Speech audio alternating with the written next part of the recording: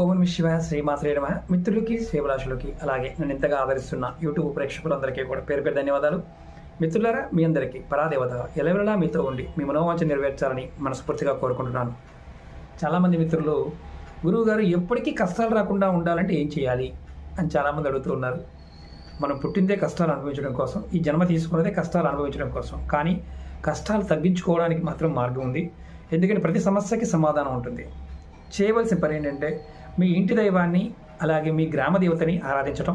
ఏదైనా పని మీద మీరు బయటికి వెళ్తున్నప్పుడు మీ గ్రామ దేవతకి ఖచ్చితంగా నమస్కారం చేసుకోవాలి. అలాగే ముఖ్యంగా ఇంటి దేవతకి ఖచ్చితంగా నమస్కారం చేసుకొని మీరు వెళ్తూ ఉన్న మీ పనులు చక్కగా ఈజీగా పూర్తవుతాయి.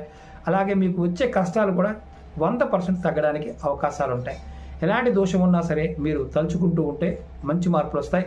అలాగే ఇంటి నుంచి బయటికి వెళ్తున్నప్పుడు పెద్దవాళ్ళ ఆశీర్వాదం కూడా తీసుకోండి, మంచి ఫలితాన్ని పొందుతారు. ఓం నమః శివాయ శ్రీమాత్రే నమః.